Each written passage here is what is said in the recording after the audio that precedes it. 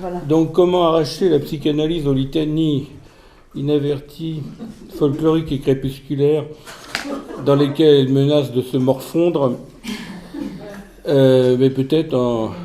oui, non, parce que penser que les pires ennemis de la psychanalyse sont à l'extérieur est quand même une grande plaisanterie. C'est évidemment quelque chose d'intéressant. Peut-être que parler de l'amour nous sortirait de cette position d'assiégé, miraculeux gardien des dernières lumières de ce monde, dont on serait, je ne sais pas trop pourquoi, les dépositaires. Alors, parler de l'amour, en tant que psychanalyste, ne se conçoit pas, selon moi, sans parler du transfert. Non, bah oui, parce que si la psychanalyse a pris quelque chose de sérieux, c'est l'amour, hein, à travers une des directions de l'amour pour un psychanalyste qui s'appelle la névrose de transfert. Donc nous n'avons aucune légitimité de parler de l'amour en dehors de cette expérience, ce qui ne veut pas évidemment dire que nous devons nécessairement parler de nos patients. Du reste, peut-être qu'on en parle d'autant plus qu'on a du mal à les écouter, mais que nous avons sans doute à réfléchir sur l'amour à partir de ce que la psychanalyse nous a enseigné concernant la névrose de transfert. Il se trouve qu'il y a un autre champ qui renseigne sur l'amour par impuissance la plupart du temps à le penser, c'est l'anthropologie. Bon. Alors, si l'on vient au tableau freudien, l'amour arrive en excès dans tout le travail de Freud. Hein, arrive en excès. Non seulement ça arrive en excès dans les débuts du travail de Freud, qui porte pas tant que ça sur l'amour, mais sur la détresse, pas pareil. Hein, mais ça arrive en excès dans toute la problématique que pose à la charnière du 19e et du 20e la question du corps et du désir, la question de l'hystérie, en excès dans la psychanalyse, parce que ça arrive en excès sur les scènes où la plupart du temps des femmes, mais pas que des femmes, des hommes aussi, mais eux plutôt traumatisés de la guerre ou du travail, posent la question de l'articulation entre le corps érogène et le corps tel qu'il devrait fonctionner, c'est-à-dire généralement entre le corps mal aimé et le corps tel qu'il devrait fonctionner. Bon.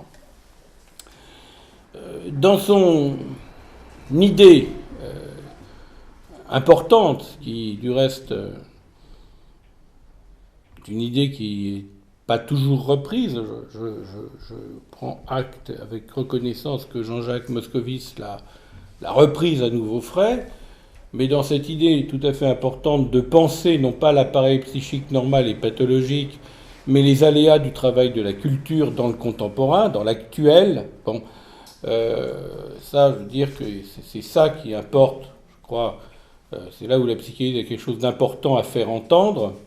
Hein, c'est pas dans un débat clos et sur lequel le combat est perdu d'avance, n'est-ce pas, sur l'étiologie des troubles, que ce soit par exemple l'autisme. On n'a strictement rien à gagner en tant que psychanalyste à s'avancer dans un débat sur l'étiologie des troubles, c'est même une vaste plaisanterie. Mais on a à gagner à dire les ponts qui peuvent se faire entre le travail de la culture et le travail psychique du sujet. Si on a à gagner, évidemment on a à gagner en gardant une ouverture. C'est-à-dire que tous les discours catastrophiques qui visent à dire que le néolibéralisme capitaliste abolissent complètement les possibilités du sujet, abolissent du même coup tout avenir pour la psychanalyse. Donc là-dessus, on a aussi à maintenir une ouverture au-delà d'un catastrophisme qui, la plupart du temps, n'est que le nom d'une nostalgie réactionnaire pour un patriarcat de cafétéria. Bon. Donc, c'est entre... Qu'on se le dise. Merci, Olivier. Moi, je le dis. Bon. Très bien. Donc, peut-être en travaillant sur les destins de l'amour dans le contemporain, que la psychanalyse peut travailler sur quelque chose des destins de la culture. Alors il y avait cette fameuse phrase de Lacan, selon quoi le discours du capitalisme a quelque chose qui rabaisse, qui déshonore les choses de l'amour. Voilà, c'est assez flou pour qu'on puisse s'en emparer et broder. Alors revenons, si vous voulez, au tableau freudien. Bon. Le tableau freudien au début du XXe siècle, il est assez sombre. Nous sommes à la fin de la Première Guerre mondiale. La Seconde Guerre après. Nous sommes à la fin de la Première Guerre mondiale. Bon. Qu'est-ce qui se passe? Il se passe que les psychanalystes vont se réunir. Parce que la guerre les a disséminés. Certains étaient du côté de l'Alliance, qui a gagné, heureusement du reste. D'autres pas. Et beaucoup étaient sur le front des névroses de guerre. On va citer quelques noms, pas tous, mais énormément. Enfin, Rank, Simmel, Rivers, Tosk, Ferenczi, Abraham, pour ne citer que ceux-là. Il y en a eu d'autres. Non. Et se réunissant en 1918 en Hongrie, intéressant parce que la Hongrie va s'ouvrir de façon tout à fait sporadique au socialisme, il y a peut-être d'autres pays qui pourraient le faire, se pose la question d'ouvrir des dispensaires ou des lieux d'écoute et de formation, que ce soit à Budapest, que ce soit à Berlin, que ce soit à Londres, ou dans plusieurs lieux d'Allemagne, y compris le Schloss Tegel, sous la direction de Simmel. Bon. Et ce que l'on va entendre là, c'est la névrose ordinaire, c'est la misère ordinaire. C'est pas simplement la névrose de guerre, c'est la misère ordinaire. C'est que la force d'adresse de la névrose ordinaire à la psychanalyse est tout à fait tributaire de l'extension de l'offre sociale de la psychanalyse qui coïncide avec, je dirais, une espèce d'échappée socialiste de plusieurs pays européens après la Première Guerre mondiale. Bon. Et de ce fait, le credo tel que Freud l'indique en 1918, il y a un Père Noël qui passe, je pense. En fait, le credo tel que Freud l'indique en 1918, c'est de soigner cette névrose de la masse, d'où, du reste, cette confusion qui régnera longtemps dans les textes des disciples de Freud, et que Freud laissera faire, par exemple, dans les traductions anglaises de ses œuvres, entre refoulement et répression. La diffusion, en quelque sorte, de la psychanalyse en Europe se fait au prix quand même d'une espèce de perte, d'émoussage du tranchement épistémique, avec une réduction de la question de la répression, de la donne du refoulement sur la dimension de la répression. Bon. Cela donne des textes tout à fait intéressants du reste de Freud, comme les textes sur la sexualité, les textes sur la nervosité moderne. Et pour Freud, il est assez important de souligner dans cet effort comme ça de diffuser en quelque sorte le soin psychanalytique à la masse qui en aurait besoin, que la répression de la sexualité entraîne une anesthésie, une espèce de boiterie sociale, un lien entre l'insatisfaction et la névrose sexuelle, thèse en quoi, du reste, ce que l'on appelle la gauche freudienne, ou les freudo-marxistes, qui étaient la plupart du temps 100% freudiens et 100% marxistes, c'était pas un cocktail, 50% de Freud, 50% de Marx, vous secouez le tout et vous avez fait Nichel. Donc, les freudo-marxistes vont faire leur miel, y compris Wilhelm Reich, bien sûr, sur cette coïncidence, en quelque sorte, entre la répression et la névrose. Ce en quoi, du reste, Freud amène autre chose néanmoins, qui est qu'il y aurait, dans la structure même de l'amour, une insatisfaction qui n'est pas conjoncturelle, mais structurelle, dans la mesure où l'amour est quelque chose de risqué pour le sujet. Pas risqué uniquement parce que ça irait contre une espèce de bienséance sociale qui se maintient par de la répression des instincts, mais c'est risqué parce que Freud nous amène une théorie du premier objet d'amour. C'est ce qu'on appelle, au fond, cette idée qu'il y a une sexualité infantile. Une idée qui est très, on va dire, assez mal reçue et mal comprise, et à l'époque de Freud et de nos jours. Parce qu'à l'époque de Freud, dire que l'enfant avait des satisfactions, comme on peut dire, auto-érotiques, ça n'a jamais été un scoop. Il y a eu beaucoup de recherches sur le suçotement de l'enfant et le plaisir qu'il pouvait avoir avec des analogies avec le plaisir sexuel, on n'a pas du tout attendu Freud pour dire ça. On n'a pas du tout attendu Freud pour dire que l'enfant était en quelque sorte un être qui visait sa jouissance et qui pouvait y arriver. Bon. C'est pas ça que Freud apporte. Penser que Freud apporte ça, c'est ne pas le lire et surtout ne pas lire son époque, ce qui est un sport favori dans nos milieux. Ne pas lire son époque. Ce que Freud apporte de neuf, c'est que cette détermination impérieuse, il y a une détermination impérieuse de la sexualité infantile sur la sexualité dite adulte ou dite normale, comme on le dit si vite. Voilà ce que Freud apporte. Bon. Si on ne piche pas ça, on va avoir du mal à comprendre pourquoi l'amour est risqué. Il est risqué parce qu'il ramène un certain nombre de satisfactions qu'on peut dire incestueuses. Bon. Alors, il y a beaucoup de choses qui ont quand même un peu changé, on va dire, depuis ce que nous a si génialement apporté Freud. C'est toute une réflexion qui se trouve au fond, son aboutissement. Ça n'a pas été tellement plus loin chez d'autres psychanalystes, chez Lacan. Je ne dis pas que ça n'a pas été entrevu. Par exemple, ça a été entrevu chez Rado, en 1926. C'est qu'au fond, c'est une subversion. C'est une subversion.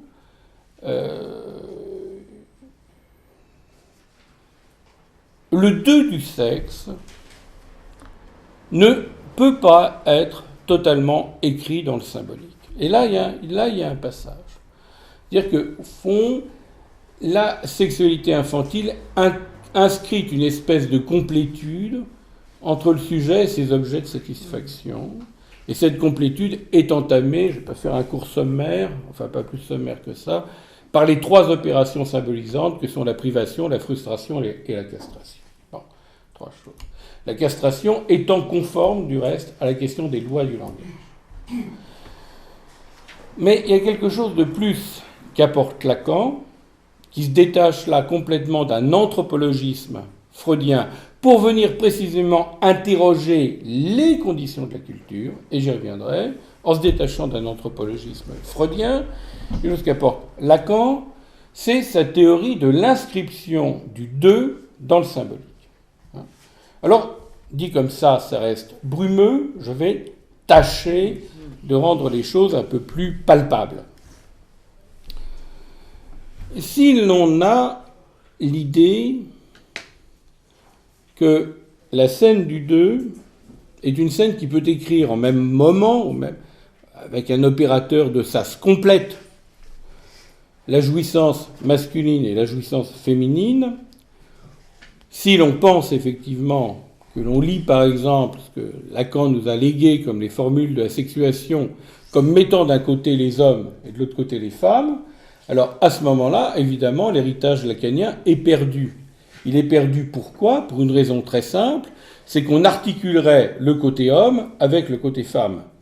Et donc, si on l'articule, si on pense que ce que Lacan appelle jouissance phallique et jouissance autre se résume à dire jouissance de l'homme et jouissance de la femme, si on fait cette espèce de confusion mentale préjudiciable à l'intelligence de la topologie lacanienne, à ce moment-là, on coince les hommes d'un côté, de l'autre côté, on coince les femmes, et on introduit, évidemment, un rapport de complétude entre ces deux entités. C'est évidemment une erreur de lecture. Donc, ce qui a changé avec l'écriture lacanienne, c'est que l'on ne peut pas parler de ce qui rejoindrait, de ce qui permettrait finalement qu'à ce défaut de rapport entre un ensemble d'hommes et un ensemble d'hommes, qu'à ce défaut de rapport, il y a quelque chose que l'espèce humaine a inventé qui s'appelle l'amour, et que les conditions de dépliement et de réception de cet amour sont bien entendu conformes à ce que l'époque culturelle peut symboliser du rapport de tout à chacun à l'altérité et à l'hétérogène. Voilà, en sorte qu'elle serait le socle de départ. Il y a une suppléance au défaut de rapport homme-femme qui s'appelle l'amour, Mais au fond, l'amour, c'est pas simplement un enfant de bohème qui n'a jamais connu de loi. Ça reste à voir. Mais ça reste surtout à chanter, mais je vous épargnerai cet exercice préjudiciable pour la bonne tenue de notre confort auditif, n'est-ce pas?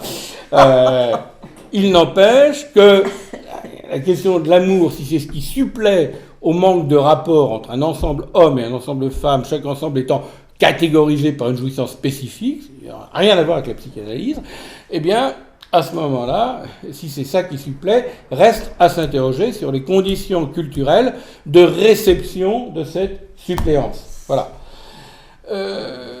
On pourrait trouver dommage, qu'importe. On trouve ça dommage. Je crois que les thèses de Lacan, c'est pas jubilatoire, c'est un peu chagrinant. N'est-ce pas ? Il y a deux ensembles qui s'articulent pas comme ça, c'est un peu chagrinant. On aimerait que tout s'emboîte. Ben non, il y a un espace vide. Bon, c'est un peu chagrinant. Mais consolons-nous un peu de ce chagrin intense que je dépose en vos âmes troublées par mes paroles bien trop véhémentes. Consolons-nous un peu de ce chagrin. En effet, s'il y avait une possibilité d'articuler les jouissances, alors à ce moment-là, toute la vie sexuelle et la vie sentimentale se réduiraient à des questions de complétude, comme Platon, persifleur, le faisait dire à Aristophane, qui valait quand même beaucoup mieux que ça, ou à des questions de rapport de sujet et d'objet. Et là, j'attire votre attention sur le fait que la critique lacanienne de la relation d'objet ne concerne pas simplement la psychologie de l'enfant, mais concerne de façon beaucoup plus radicale le discours psychanalytique sur l'amour. Voilà. S'il y a une critique de la relation d'objet, c'est bien parce que ça prépare au fond le champ d'une critique, d'une théorie de l'amour qui en ferait une complétude. Voilà. Et il y aurait effectivement quelque chose qui réduirait la jouissance aux théories de l'activité et la passivité, théories qui, par exemple, ont culminé au moment où Rome n'était plus une république, mais devenait une dictature impériale. Ça a culminé à ce moment-là. Avant, sur l'amour, comme le récoltait parfois Lucien ou d'autres, il y avait, ou même Cicéron dans le Tusculane, des modalités de compréhension des choses bien plus fortes que les éternelles blagues de Suétone, auteur surestimé. Lucain est un styliste de meilleur niveau, qui disait par exemple de Jules César qu'il était le mari de toutes les femmes et la femme de tous les maris. Au moins, Suétone, la vie des 12 Césars. Suétone, la vie des 12 Césars. Au moins, ces persiflages de Suétone, auteur amusant, décapant, nécessaire, mais sur lesquels il serait dommage de concentrer toute la littérature érotique romaine qui vaut mieux que ça, au moins ces persiflages de Suétone nous rassurent sur quelque chose.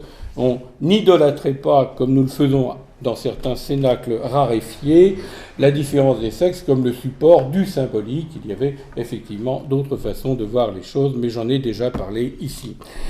Donc l'avancée lacanienne nous chagrine et en même temps nous libère. Elle nous libère de concevoir l'amour comme un simple rapport de sujet à objet, d'actif ou de passif. Qu'elle nous permettrait de démystifier à ce moment-là la perversion, voire, connerie de l'époque, la perversion narcissique, serait sans doute quelque chose qu'on pourrait encore lui demander.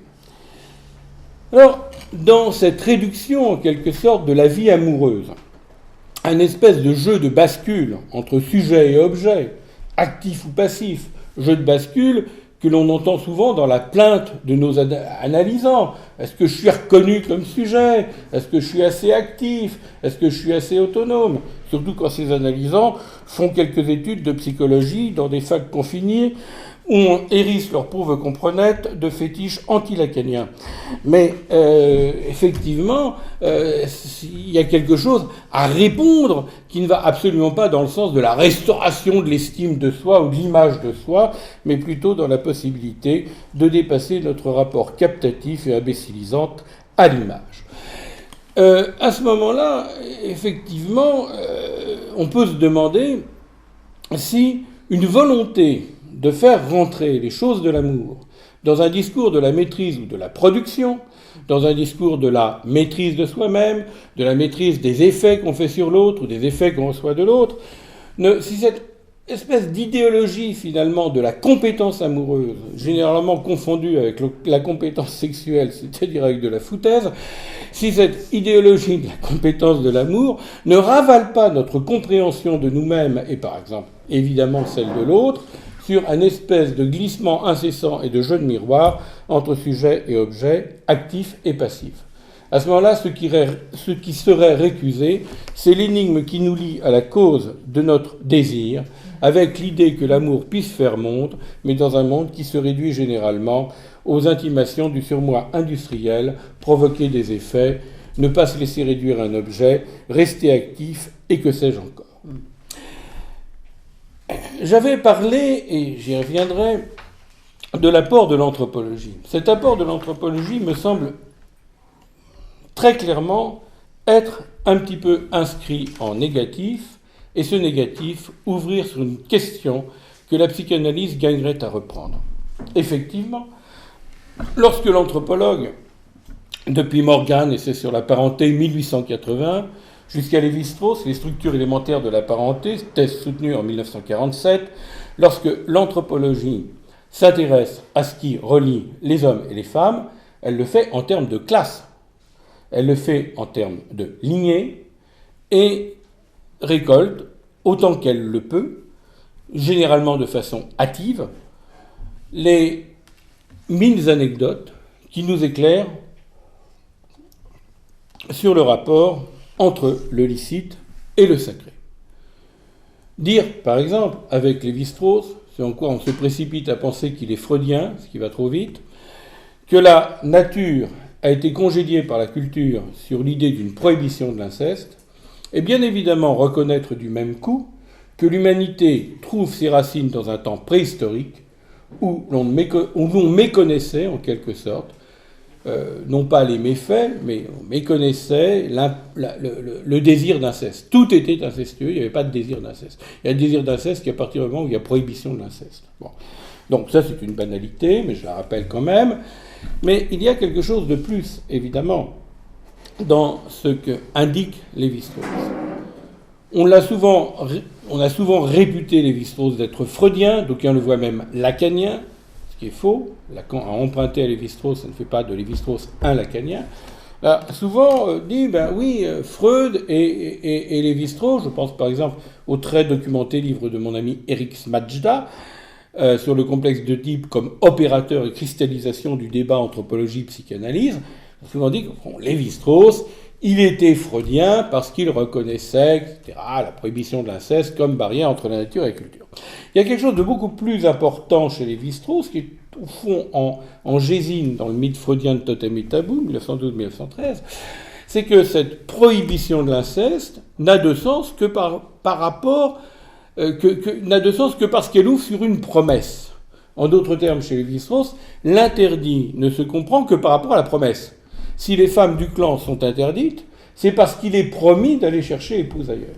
Bon. Prenons cela au sérieux. En d'autres termes, quel est à ce moment-là le statut du féminin dans l'œuvre de Claude Lévi-Strauss? Il est double. Il est double.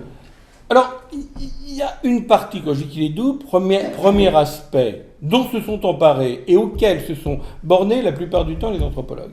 Et je ne suis pas sûr que cet aspect-là soit celui qui convient le mieux à la réflexion analytique. Donc, premier aspect, les femmes sont un capital que les hommes s'échangent. Premier aspect. Deuxième aspect, c'est Jean Pouillon qui avait attiré mon attention là-dessus lors de la soutenance de thèse de Jacques André. Deuxième aspect, c'est quoi? Eh bien, c'est que là, l'étranger dans ce système, c'est la femme. C'est-à-dire que ce que l'homme gagne, comme on dit en Afrique, gagne une femme, ce n'est pas simplement, encore que simplement, c'est un rêve, une femme. Ce que l'homme gagne, c'est l'étranger. C'est-à-dire que le système exogamique, c'est un système qui permet de faire vivre dans les échanges la vibration de l'hétérogène et de l'étranger. Voilà ce qui est tout à fait important, et voilà peut-être ce sur quoi les analyses anthropologiques butent, et elles s'arrêtent là, la plupart du temps. Alors, nous avons eu beaucoup d'analyses anthropologiques pour nous parler, au fond, et nous mettre intelligemment, opportunément la puce à l'oreille, nous dire que le modèle du conjugal occidental n'était pas universel. Toujours cette discussion sur l'universel, universalité de l'Oedipe, universalité de la famille patriarcale, etc. Disons, conversation facile, poussant au charme suranné du relativisme culturel et posant une confusion absolument indécrottable entre international et universel.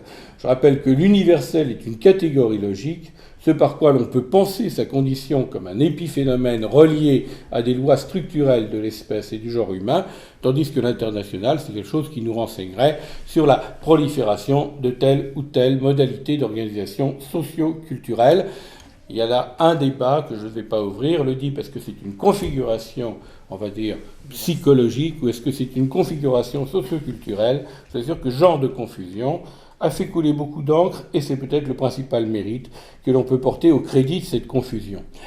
Mais nous avons effectivement en anthropologie un certain nombre de choses qui nous renseignent sur le fait que les sociétés peuvent non seulement ne pas connaître le conjugal, mais refuser, voire considérer comme contraire à leur équilibre, c'est-à-dire l'équilibre du lien entre licite, sacré et échange, ce tripote-là, le licite, le sacré et l'échange, qu'il y ait une configuration du conjugal.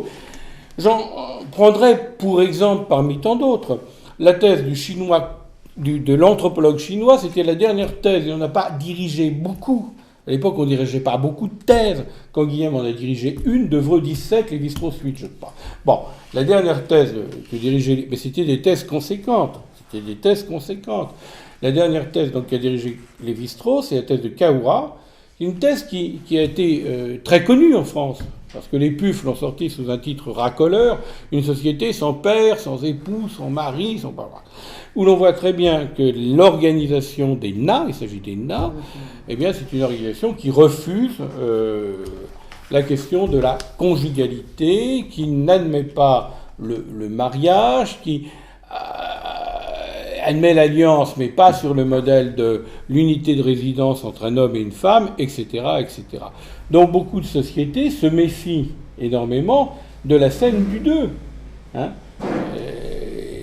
et d'une certaine façon, le psychanalyste qu'on ne lit pas en France, allez savoir pourquoi, qui s'appelle Bion, ou Bion, parce que nous avons une espèce de mode culturel en France qui consiste à parler de Bion en l'appelant Bion, en le prononçant à la française, mais Winnicott, on le prononce à l'anglaise. Donc on pourrait dire Bion et Winnicott, ou Bion et Vinico.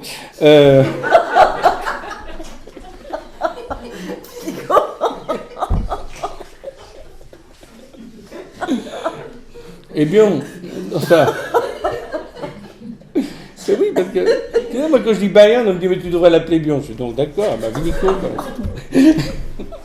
et qui, dans sa recherche sur les études sur les petits groupes, indique bien comment, dans les étapes, c'est pas inintéressant cette affaire, de dynamique de groupe, on se méfie du groupe, on pense que la psychanalyse, c'est le deux, quoi.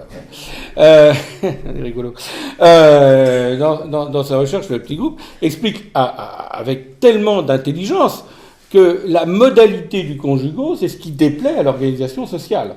Donc on se retrouverait peut-être dans quelque chose que l'anthropologie a entrevu, bien entrevu, à la limite, elle a entrevu à la limite, dans le sens où la configuration princeps qui parlait de l'exogamie, c'est-à-dire le licite, le sacré, l'échange, donc le sexuel, est quelque chose qui introduirait dans le dogme anthropologique la femme comme valeur d'échange, mais qui donne de ce fait au féminin un autre statut qui est d'apporter la vibration de l'étranger. Voilà.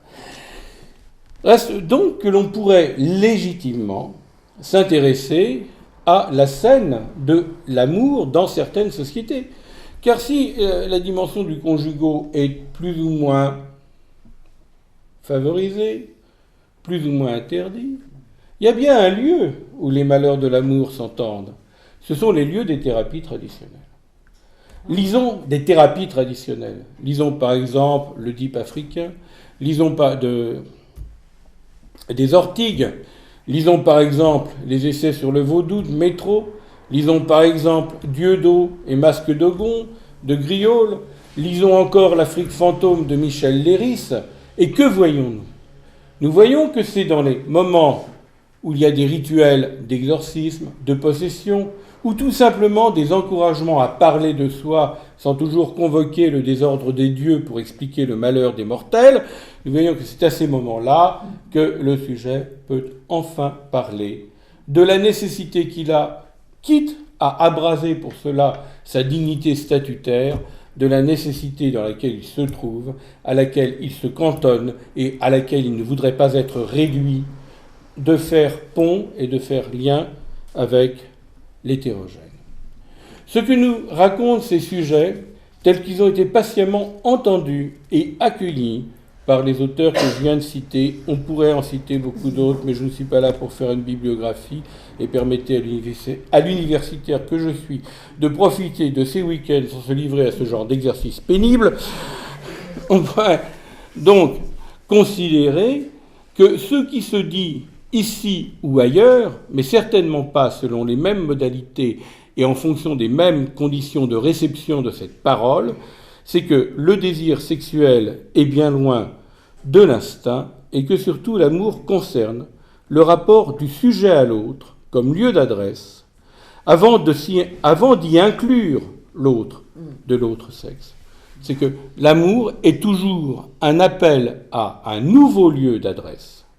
C'est pour ça que l'anthropologie qui s'intéresse à la répétition des procédures codifiées d'alliance nous indique cela aux limites, mais l'amour est toujours la possibilité, l'hypothèse amour, disait Jean-Jacques Moscovitz, de trouver un nouveau lieu d'adresse, un lieu qui est inédit pour le sujet.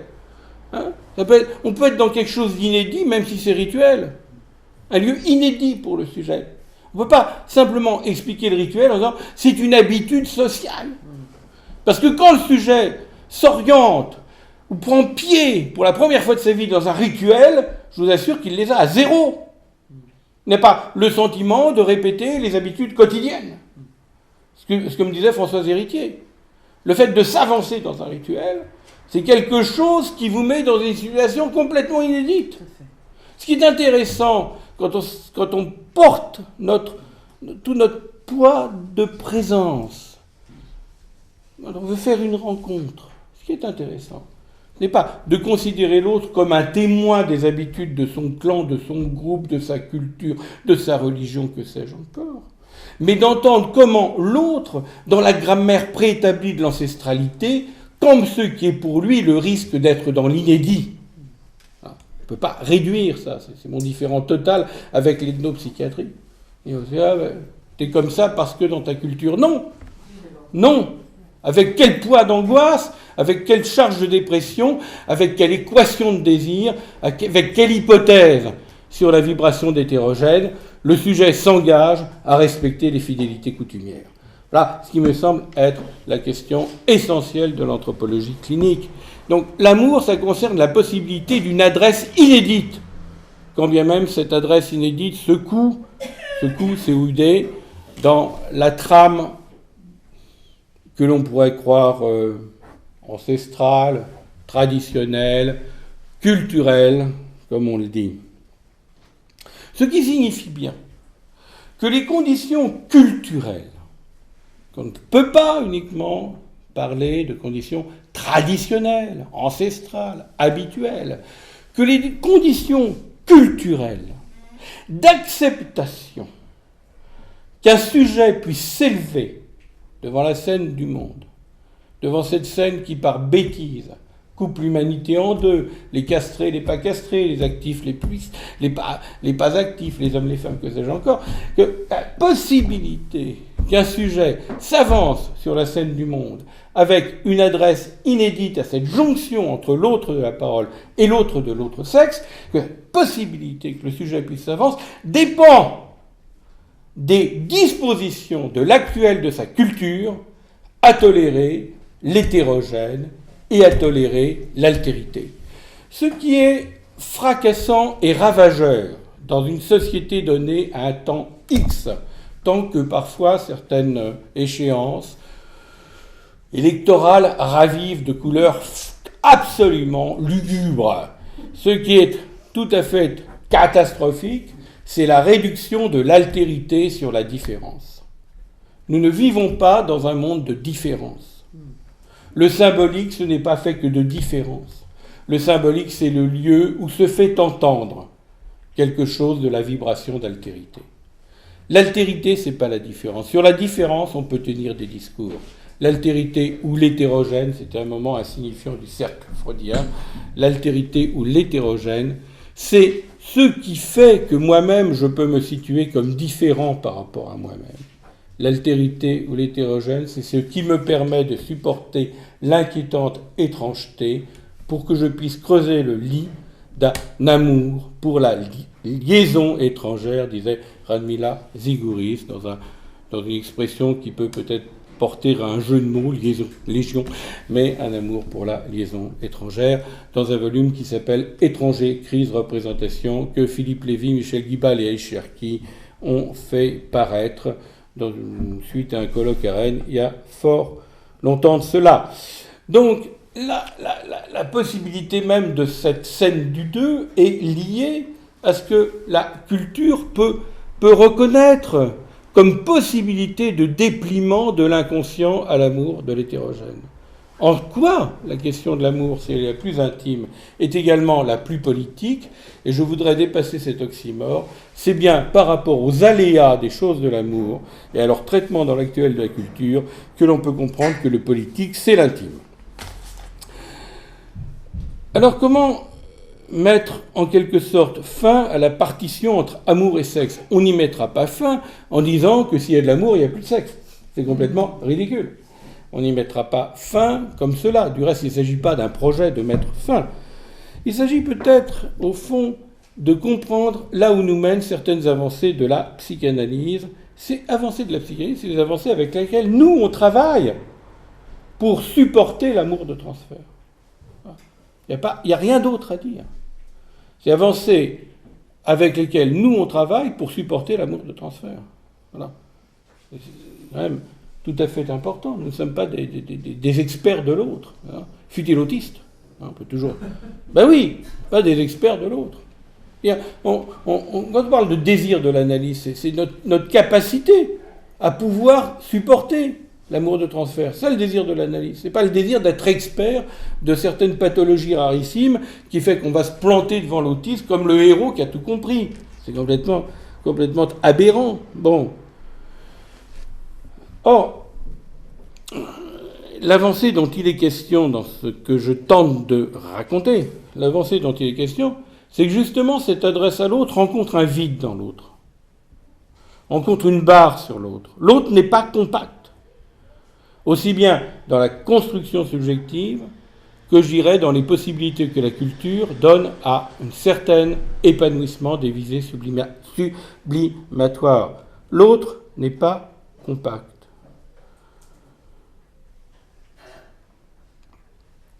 Alors, on voit très bien sous quelle forme, au fond, ce ravalement de l'amour lié à la compacité de l'autre peut se présenter. Il y aurait quelque chose qui serait du côté du romantisme. Le romantisme où le 1 du couple prendrait enfin cette revanche sur la séparation et sur le 2. Il y a quand même dans le romantisme un sacré paquet de conneries. Bon. Évidemment, il y a les misérables, mais il n'y a quand même pas les Virginie. Bon. Donc, il y a un sacré paquet de conneries où tout d'un coup, l'amour, ce serait ce qui permettrait de faire un pour, comme ça, comme une espèce de revanche, dont on sait très bien qu'elle mène à des espèces de morts plutôt agitées, n'est-ce pas, contre la séparation et contre le 2. On a une version plutôt tamponnée du romantisme, c'est évidemment ce que cette vipère de Platon faisait dire à Aristophane, ce qui ne nous dispense en rien de lire Aristophane, évidemment, hein, mais autrement qu'avec les lorgnons de Platon. Bon. Qu'est-ce qui se joue donc dans le fait que ce qui est visé chez l'autre, on peut dire que c'est l'objet A, il n'y a pas de problème. Il n'y a aucun problème de dire ça, ça ne mange pas de pain, c'est une banalité tout à fait bien vue maintenant. Le problème, évidemment, c'est quand l'autre se dit « je sais ce qui cause, je sais ce qui déclenche l'amour de l'autre ». C'est-à-dire quand il se prend pour l'objet A et qu'à partir de là, il veut régner en maître, on voit très bien quel genre de discours, dans les mathèmes lacaniens, ça fait tournebouler. Bon. Donc, qu'est-ce qui, en quelque sorte, et je vais m'en tenir là, du reste, pourrait permettre que entre le 1 et le 2 se profile un terme suffisamment vide pour faire rapport entre les deux. Qu'est-ce que serait, au fond, cet athéisme bienvenu de l'amour ? Là encore, l'amour de transfert peut nous enseigner, car l'amour de transfert n'est pas ennemi de la solitude. Et l'amour non plus n'est pas ennemi de la solitude. Je reviens à ce que me disait un patient qui m'expliquait sa volonté de se marier sur le tard. Je me mariais sur le tard. Bon. Ça l'avait rajeuni. Ça l'avait en bonne part rajeuni.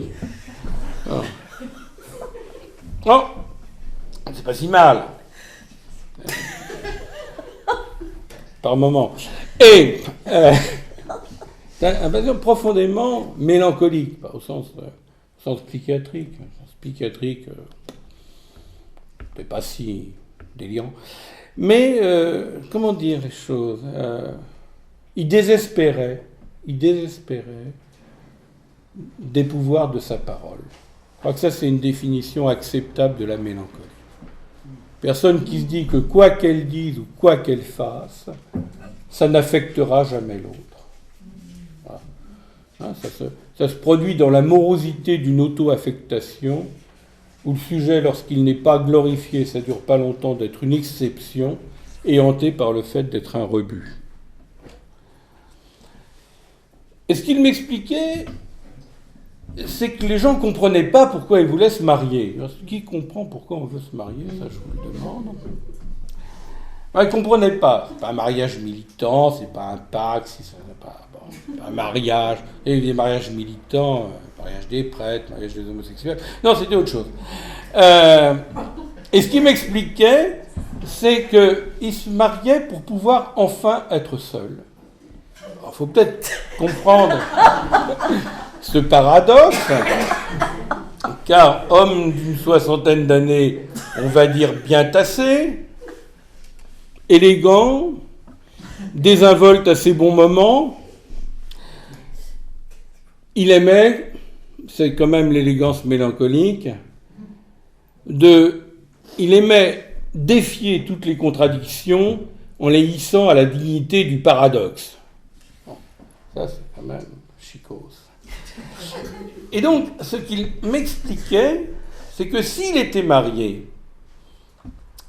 eh bien, il pourrait enfin être seul, car en étant dans sa réclusion mélancolique, seul, il ne pouvait pas l'être. Il était comme hanté par des voix, des présences, des nostalgies sans corps, des corps sans nostalgie, on pourrait parler là de la ainsi que les hommes vivent. Du reste, un de ses poèmes favoris, c'était « Changer de vie, changer de corps ». Dans les bras semblables des filles où j'ai cru trouver un pays, ça l'adorait, il adorait. Enfin, il y a de quoi, évidemment, on peut aimer Rilke, mais on peut lire de temps en temps autre chose. Et qu'il allait se marier pour pouvoir enfin être seul. Et il donnait peut-être là, dans cette espèce d'intelligence mélancolique, de la grâce du monde, trop vite, alourdie dans la mélancolie par la pesanteur des choses. Ça. La grâce du monde, c'est pas vanitas, vanitatum, j'avais plus rien à foutre, tout est foutu. C'est cette grâce de l'impalpable, d'un hétérogène que l'on n'a pas besoin de fossiliser en monument. N'est-ce pas ? Cette grâce de l'impalpable, afin de pouvoir toujours être seul. Mais rajoutait-il, ce qui l'intéressait aussi, c'est que cette femme parlait une langue étrangère. Et j'ai trouvé que cet homme m'évoquait des choses que j'ai pu rencontrer dans ma vie, dans des romans, dans d'autres cures, d'une scène de l'amour, peut-être plus spécifique pour les hommes, où ce qui est important, c'est que la femme parle une langue qui n'est pas la langue maternelle. C'est-à-dire, en quelque sorte, puisse toucher amoureusement par l'écho et la résonance de sa voix, son corps, en lui créant un corps de rechange, des bouches de secours, des peaux de rechange, des bras de rêve, en lui créant un corps de rechange, là où le corps avait été comme compactisé, pétri en mélancolie, par la première codification des événements pulsionnels. Il y avait pour lui, et pour tant d'autres, dans la scène du deux, la nécessité que cette espèce de troisième terme, qui fait que la scène du deux, c'est ni un ni deux, c'est un raccordement d'un troisième terme, qui permette à la fois la possibilité de vivre une solitude tempérée, dans un don de langue, qui éloigne le corps de la pétrification mélancolique, dans lequel il a été jeté en pâture au monde, bien avant que d'être présenté au monde, et que le monde, on lui présente.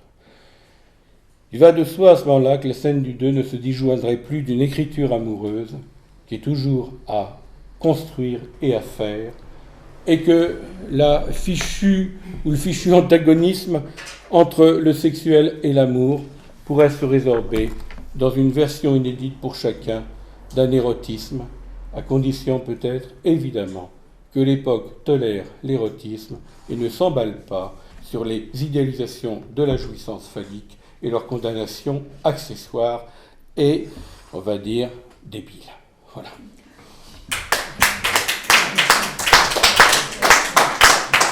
Waouh! Merci. Olivier Deville. Quelle claque. Ouais, ça, tu m'époustoufles. Vraiment, c'est très fort, très fort, très fort, très nouveau, très nouveau. Ce que tu viens de nous dire, enfin nouveau, au sens où tu dépoussières, décoiffes un certain nombre de concepts, de malentendus, je dirais de rituels de langage, de ritualisation conceptuelle, y compris de la psychanalyse en proie à l'entre-soi qui la caractérise, comme tu dis. C'est comme ça que je traduis avec mes mots à moi. Oui, essentiel pour moi. Alors je souligne 2-3 points comme ça que j'espère on va pouvoir approfondir sur l'autre, la dimension de l'altérité. Je pense que ça, c'est vraiment très important ce que tu as amené sur la femme via l'anthropologie prise, ou bien, ça c'est le sacro-saint, la sacro-sainte version, comme un objet d'échange, ça on connaît ça par cœur, mais aussi comme l'endogamie favorisant l'accès à l'altérité, en tant que ramenant de la femme, comme autre, comme étrangère à soi, hein, comme une façon finalement d'assurer un cadre symbolique à cet autre, hein, à cet autre féminin, là, voilà, que moi je distingue, tu ne l'as pas dit, mais je pense que tu seras peut-être, enfin j'espère que tu seras d'accord là-dessus, c'est que ça cadre, ça fait cadrage sur la différence entre le maternel et le féminin. C'est-à-dire que cette possibilité endogamique, évidemment, la vibration de l'altérité dont tu as parlé, cette vibration de l'autre, et cette possibilité qu'une société puisse supporter ce degré d'altérité dans son cadrage, hein, avec les sociétés traditionnelles par exemple, c'est une façon non seulement c'est une façon d'assurer l'autre, mais aussi de séparer ce qu'il en est du maternel de ce qu'il en est du féminin, c'est-à-dire que au fond, l'autre.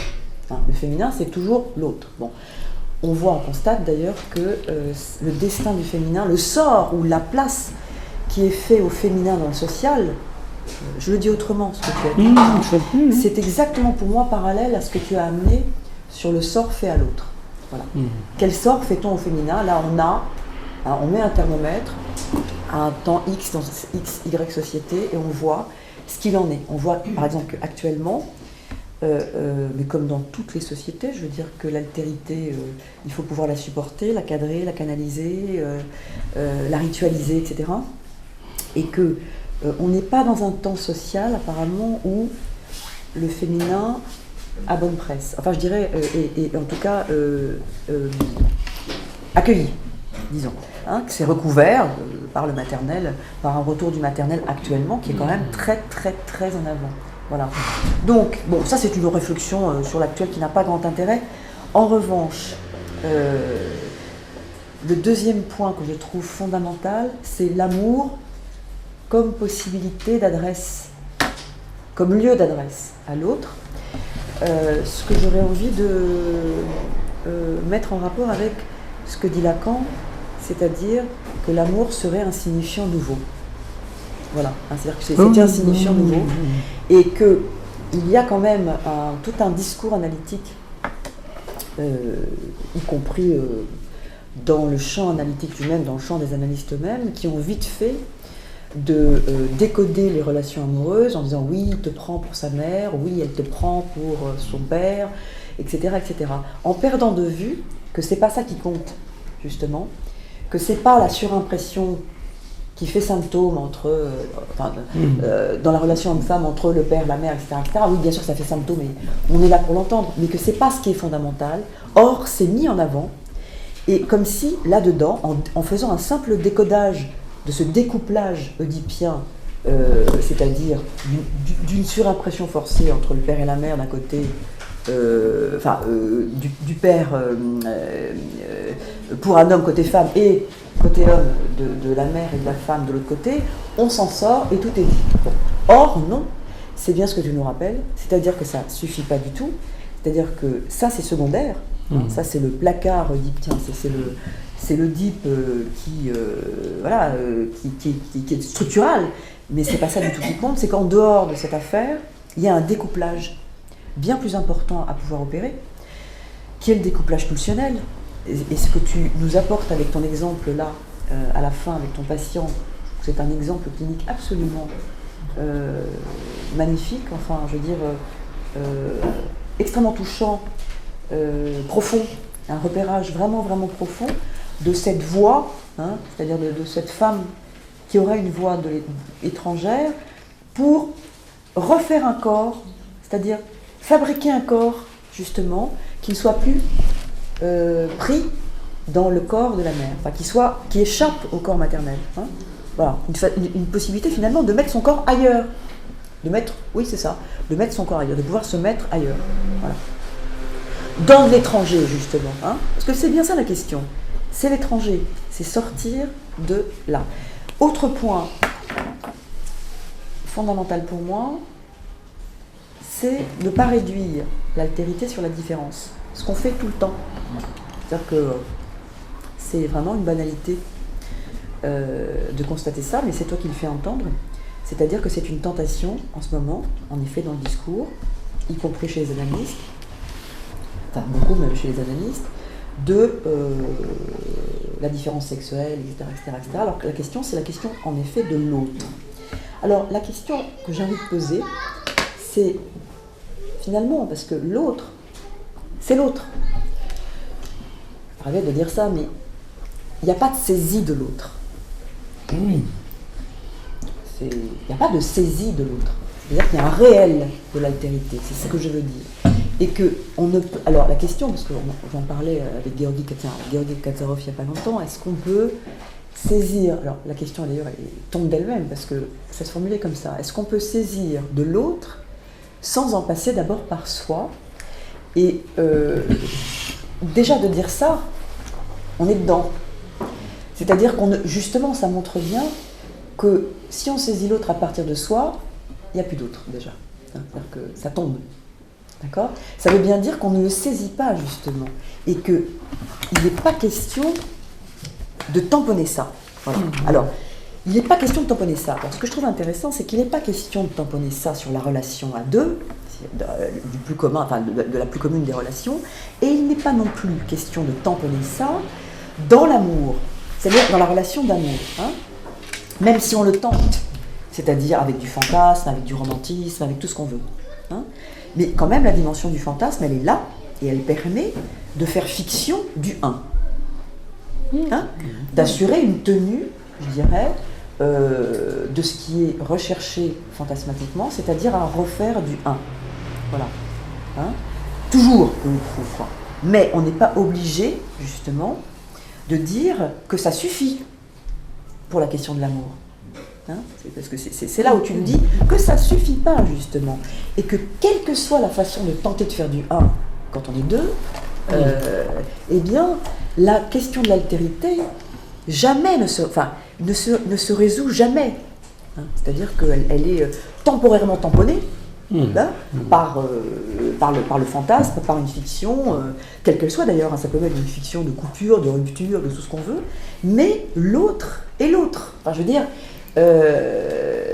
quoi qu'il arrive. Voilà. C'est vraiment ça que tu rappelles, quoi. Et que, alors, quand tu dis cette dimension d'adresse, que peut donner la... Enfin, que c'est ça aussi l'amour, avec cette non-garantie absolue, parce que l'autre n'est pas compact, justement, hein, et qu'il y a du vide dans cette adresse, et que du coup, il y a un risque, en effet. Hein, il y a un risque pour le sujet de s'aventurer là-dedans. Que ce risque, si j'ai bien compris ce que tu lui dis, est tamponné par tout un discours actuel, y compris dans le champ psychanalytique et dans les études de psychologie, ça s'entend partout, hein, l'estime de soi, retrouver la maîtrise, gérer la relation, etc. C'est bien fait, si je t'ai bien entendu, hein, que ce risque-là est complètement nié, est complètement, comment dirais-je, mis de côté. Hein, on ne veut rien savoir, justement, avec tout ce discours qui viendrait nous dire, vous êtes objet, arrêtez de vous objectiver à travers l'autre, etc., etc., retrouvez la maîtrise, ne vous laissez pas faire, etc., etc. Voilà. Là où, forcément, je dirais, hein, que dans ce risque de la rencontre, avec l'altérité, il y a en effet, hein, une mélancolisation de fait. Je ne parle pas de la structure mélancolique, hein. Je parle du risque mélancolique, voilà ce que j'ai envie de dire, du risque mélancolique qui existe et qui est inhérente à la rencontre amoureuse. Voilà. Qui rentre dans ce champ-là de toute façon. Voilà, hein. Avec plus ou moins de ravages, plus ou moins de, comment dire, de possibilités de supporter pour un sujet cette rencontre, mais que le risque mélancolique, il est là. Voilà. Hein, ce que je dirais quand tu dis risque, moi je dis, j'ajoute risque mélancolique. Hein, mélancolie, enfin, voilà, hein, que ça fait trauma, voilà, c'est ce que je veux dire par là, c'est que ça fait traumatisme, et que ce traumatisme, il est inhérent, voilà, à la question de l'amour, hein, de toute façon, voilà, de toute façon. Bon, alors, si tu me permets, Olivier, parce que tu as rappelé quelque chose que je trouvais vraiment très très touchant parce que là je reprends ce que tu as dit de Freud, et de justement que ce qu'amenait Freud, on savait déjà que c'était que l'enfant parvenait à la satisfaction pulsionnelle et qu'il y avait l'auto-érotisme, et que c'est pas nouveau, c'est pas ça, enfin, c'est pas ce qu'il a amené, mais c'est de dire qu'en effet, le scandale, c'est de dire que la sexualité infantile retentit et fait écho dans la rencontre, enfin, dans la sexualité adulte, voilà. Et qu'il y a un lien entre les deux. Alors j'ai envie de vous lire, et après je te laisserai la parole. Dans le calme aimant de tes bras, c'est Barthes, d'un fragment d'un discours amoureux, ça s'appelle comme ça. Hors l'accouplement, au diable alors l'imaginaire, il y a cette autre étreinte qui est un enlacement immobile. Nous sommes enchantés, ensorcelés. Nous sommes dans le sommeil sans dormir. Nous sommes dans la volupté enfantine de l'endormissement. Il parle de deux personnes dans un lit, hein, qui viennent de se rencontrer. Dans la volupté enfantine de l'endormissement.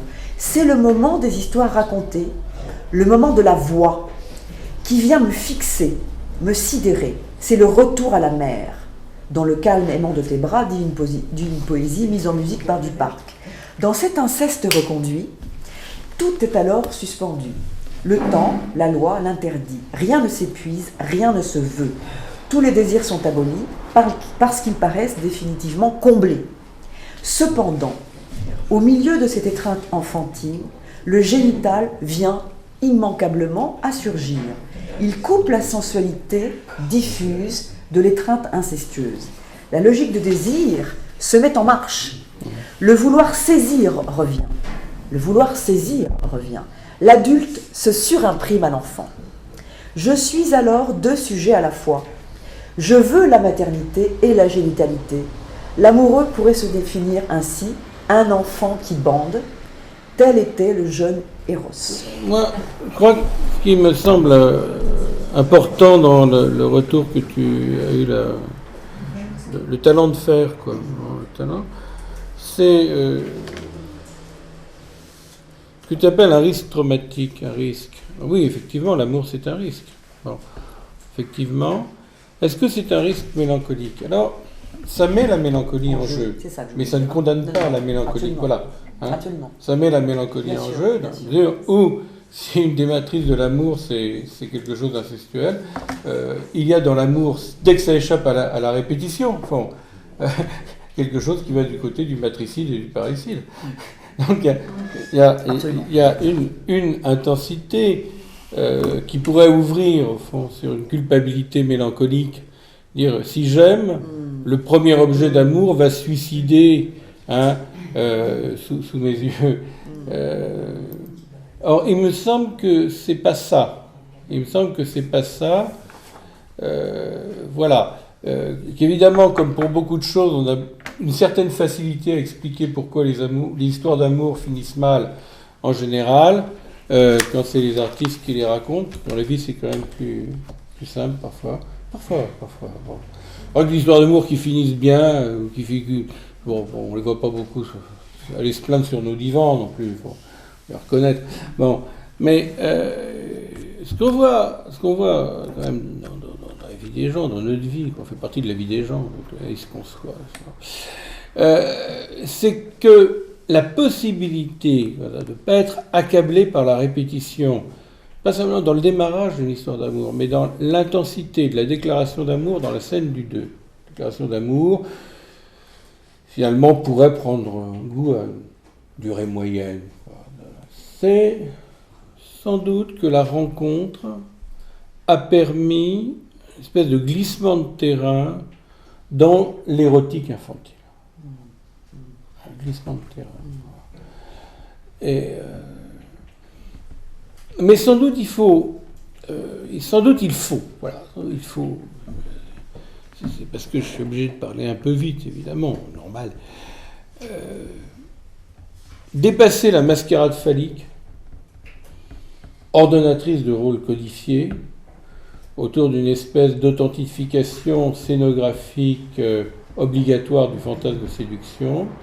Sans doute faut-il dépasser cela pour pouvoir être touché par un nouveau rapport à ce que Lacan appelait la langue, c'est-à-dire cette espèce de bain de langage qui nous a permis de nous munir d'une écriture de l'érotique de notre corps.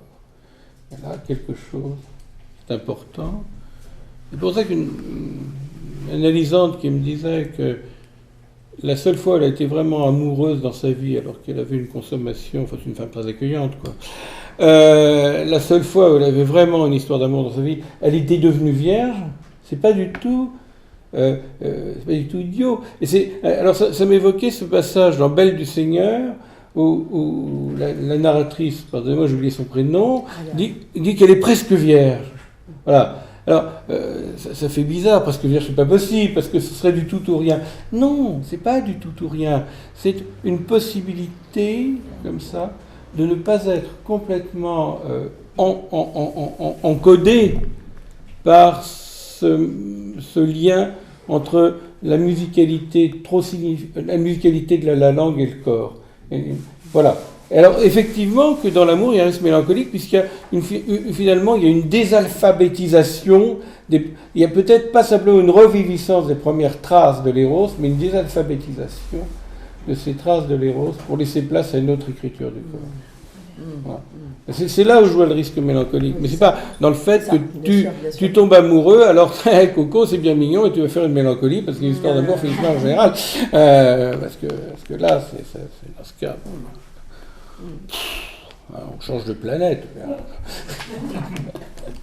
Alors ça repose des questions. Est-ce qu'il y a un imaginaire non narcissique? Qu'est-ce qu'on appelle Oui, par là le oui, narcissisme oui. infantile? Enfin, bon, voilà. Hop. Là, Isabelle vient nous donner le programme d'un séminaire d'une année. Et encore pour faire rapide. Parce qu'il y a un point que tu soulèves en ce moment, c'est la question de la mémoire corporelle Oui. dans l'érotique à deux. Bah oui. Notamment pour la femme. Quand Oui. son homme, la chanson, il est dans la peau, etc. Quoi qu'il fasse, elle l'a dans la peau, parce qu'il y a quelque chose de mémoire corporelle érotique qui est inscrite. Et quand ça se sépare, c'est là où c'est très douloureux. Oui. C'est ravageant même. Mais C'est ça peut être ravageant. Mais je pense ça que. se retrouve pas comme Oui, ça. mais je pense que c'est aussi. Et pour l'homme, c'est peut-être un peu Mais différent. pour l'homme, ça se dit c'est- aussi, Jean-Jacques. Hein? Attends, pour l'homme, ça se dit aussi. Hein. Bon. Les hommes disent aussi, je l'ai dans la peau Bien sûr, vis-à-vis non, d'une mais femme. oui. Enfin, je veux dire. Oui, mais ils font peut-être plus facilement peau neuve. Et c'est bien dit ça. C'est pas mal. Ça m'arrive. Oui, c'est bien dit. Encore une fois, c'est vrai, c'est vrai. Oui. Tu vois, Oui. c'est cette question-là qui Et oui. j'ai une mémoire, on pourrait dire trash, on pourrait dire impossible d'effacement, justement, dans l'écriture. Oui. Alors, la question de Mais la c'est ça. le rapport sexuel, c'est dans Freud. En ceci que dans les 3 essais, Freud va faire plusieurs préfaces. Lacan fait le commentaire des 3 essais, et ça s'appelle le séminaire encore. Oui. C'est quand même prodigieux, parce que Freud part de la question de la bisexualité. Petit à petit, dans les préfaces, il va y renoncer en parlant de la question du féminin, organisation génitale infantile. Et à ce moment-là, la chose qui marque chacun des deux sexes de façon identique, on pourrait faire des articles égales, c'est le manque phallique. Absolument. Et ça, c'est dans l'inconscient, pas la bisexualité. Oui. Ça, c'est un pas que fait Freud de 1905, qui était un petit fascicule sur les 3 essais. Oui. Le bouquin, à la fin, en 1925, entre-temps, la pulsion de mort est arrivée, plein de choses sont arrivées, et plein de ruptures, et plein d'histoires, machin, tout ça, qui fait qu'il a pigé énormément, et Lacan le suit pas à pas, et c'est un texte d'ailleurs qui va apparaître de Noël Pickman. Oui, C'est déjà dit par Feynman dans le dernier numéro de Figure, non, un des numéros de Figure de la psychanalyse, je crois que le dernier, je l'ai lu, où du parcours freudien que fait Lacan de façon logique. Freud, c'est un peu brouillon, mais c'est pas très bien, évidemment, parce qu'il n'a pas la notion de discours, il n'a pas la notion de... Puis il vient avant tout. Donc, et Lacan le reprend logiquement et nous amène des formes de la sexualisation avec ce recouvrement permanent des deux côtés du sexe, quoi. Tout à fait. Donc ça, c'est un niveau clinique. Tout à fait. Le manque phallique, c'est ce qui permet de parler d'inconscient. Voilà. Voilà. Dans le texte, organisation génitale C'est ça. infantile. Bien sûr. Quelle année ça. Oui. Et de reprendre en différence anatomique les conséquences de la psychique. De la différence entre les sexes, où il se met au clair avec lui, là c'est un travail qu'il fait pour lui, qu'il nous donne. Mais pour revenir juste sur Olivier, parce que j'ai envie de mettre en rapport le point de l'altérité, c'est-à-dire justement de ce qui peut être traumatique dans la question de la rencontre avec l'autre, c'est que cet autre reconduit, je pense, cette question de Lieflosigkeit, c'est-à-dire la détresse fondamentale. C'est-à-dire qu'à ce moment-là, dans la rencontre, il y a un se faire dépendre, enfin il y a quelque chose qui reconvoque l'autre comme radicalement extérieur à soi, mais de ce temps-là, de ce temps de Lieflosigkeit, de ce temps de cette détresse dans le rapport à l'autre maternel, à l'autre, mais étranger, je veux dire. D'accord ? Et à cet autre dont on ne sait pas ce qu'il veut, c'est-à-dire à cet autre qui, je pense que ça a à voir. Tu as bien parlé de détresse. Dans la question de Lieflosigkeit, c'est le sujet sans réponse fantasmatique, pour faire une espèce de pour boucher, pour obstruer une question. Voilà.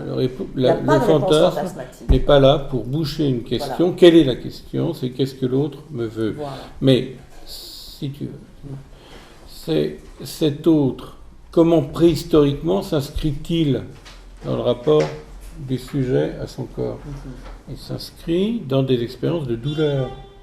Et je ne peux pas me saisir de moi-même si je ne me saisis pas de l'autre. Je ne peux pas me saisir de ma douleur si je ne me saisis pas de la douleur de l'autre. Je ne peux pas me saisir de mon intensité phonétique si je ne me saisis pas du cri de l'autre. Voilà. Donc, ce qui serait, non pas le risque mélancolique, mais le naufrage mélancolique, c'est que je ne peux pas me saisir de l'autre parce qu'il n'y a rien à retrancher de l'autre. L'autre, par exemple, est atone. Je ne peux pas me saisir de son cri pour l'incorporer, le mordre, le découper dans les plaisirs de cette espèce de lalation qui permettent ensuite, à la différence signifiante, de pouvoir s'accorder sur une rythmicité pulsionnelle. Je peux pas. C'est ça. C'est ça. Ce risque a été. Il y a vraiment une conjuration culturelle de ce risque, ça s'appelle l'amour courtois. C'est jusqu'à quel point l'autre pourrait-il être impassible, c'est-à-dire sans merci.